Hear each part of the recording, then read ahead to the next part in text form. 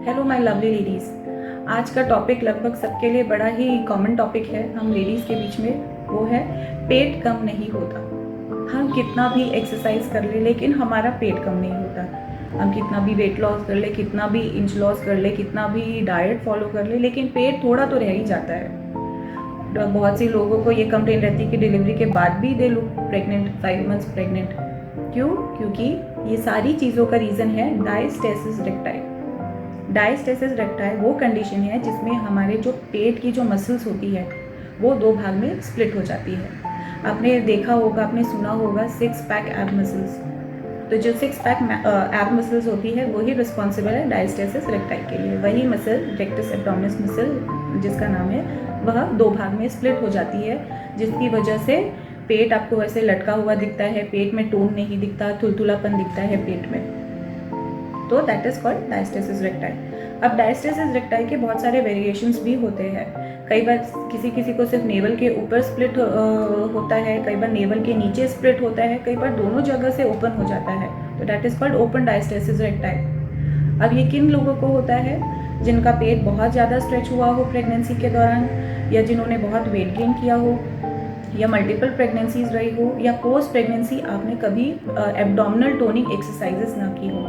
आप एक बार डिलीवर किया, आपने उसके बाद ध्यान नहीं दिया पेट पे, फिर आपने सेकंड बार कंसीव कर लिया, फिर आपने पेट पे ध्यान नहीं दिया, उस वजह से मल्टीपल प्रेगनेंसीज की वजह से भी डायस्टेसिस रेक्टाई हो जाता है।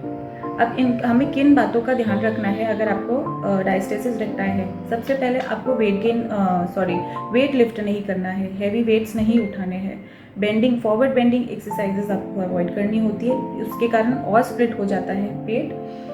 तीसरा, आपको ब्रेथ होल्डिंग एक्सरसाइजेस नहीं करनी होती, जिसमें आप बहुत ज़्यादा ब्रेथ होल्ड कर करके कुछ भी वर्कआउट कर रहे हैं तो। एंड फोर्थ इज जो ट्रेडिशनल पेट कम करने की एक्सरसाइजेज होती है, जैसे एब्डोमिनल एक्सरसाइजेज, क्रंचेस हो गया, साइड प्लैंक्स हो गया, या फिर फुल एब्स कर्लअप्स हो गए, ये सारी एक्सरसाइजेज आपको उनमें अवॉइड करनी होती है। अब हमें कैसे पता चलेगा कि हमें डायस्टेसिस रेक्टाई है कि नहीं? आपको पोस्टनेटली आपका जो 40 डेज़ का रेस्ट पीरियड होता है, आप उसको कंप्लीट करके अपने फिजियोथेरेपिस्ट के पास जाए, जो कि प्री नेटल पोस्टनेटल रिहैब से डील करते हैं। उनके पास आप जाए, अपने आप को एग्जामिन करवाए। ही और शी विल गाइड यू कि आपका कितना फिंगर गैप है, 1 finger, 2 finger, 3 finger, 4 finger gap है। उसके बाद आप उनसे एग्जामिन करने के बाद आप उनसे एक्सरसाइजेस सीखिए कि कौन कौन सी एक्सरसाइजेस की जाती है उन्हें उसे करेक्ट करने के लिए। एंड जब वो करेक्ट हो जाता है उसके बाद आप अपने फिजियोथेरेपिस्ट से ही एक्सरसाइज प्रिस्क्रिप्शन लीजिए, जो आप जिम में परफॉर्म कर सकते हैं या आप घर पे परफॉर्म कर सकते हैं एक्सरसाइजेस। उसमें बहुत सारी एक्सरसाइजेस आपको नहीं करनी होती है, बहुत सी एक्सरसाइजेस विद टाइम आपको स्टार्ट कर देनी होती है। सो in the next video I will share the exercises which have to be performed at the beginner level. I hope this helps. Thank you.